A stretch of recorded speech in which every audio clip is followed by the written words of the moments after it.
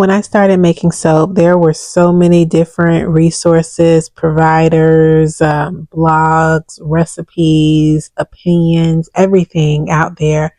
And since I've started making soap, which I started in 2018, the wealth of knowledge has probably like tripled because there's so many different soapers out there and people extending their advice and their opinions, and it's all great. It really is, but it can definitely be overwhelming.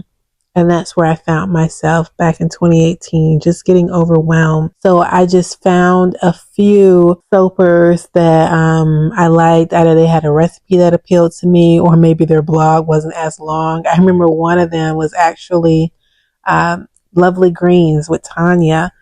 And I really liked hers because when you would go to her blog, she had a portion, like a little link where it said jump to the recipe. And so I could jump to the recipe. And for whatever reason, that was so exciting to me. I've discovered that there are a lot of different bloggers who have that now, but she was the first one. So I just kind of gravitated to learning from her. And the one thing that I wish I had while I was learning was just sort of like access to talking to her, like having her talk me through the whole soap making process. I did leave a few comments. I think she responded to some of them, but it still was different because I wish I could have like spoken to her. And that kind of inspired this whole soap making class. What you see before you hear is me preparing for a local soap making class for attendees that I have. I do this class once a month, every month.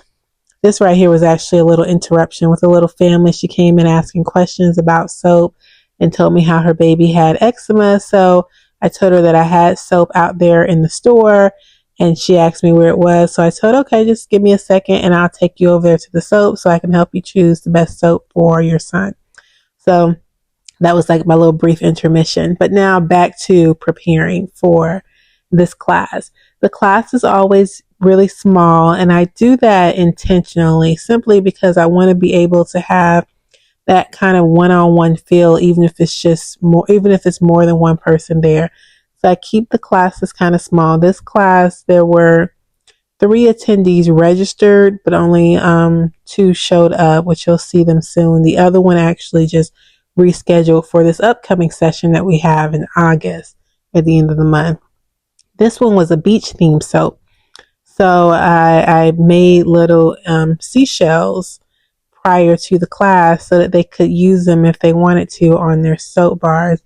And I elected to do theme soap because it adds creativity to it. I mean, I think it adds like surprise and just something different, you know, because making soap is so artistic in that it is different and you can change it and create all these different colors and scents. And I didn't want to just go with a basic soap bar every time, because for one thing, I wanted the class to be versatile. So just because you take the class one time doesn't mean you can't take it a second time, because you could learn new skills.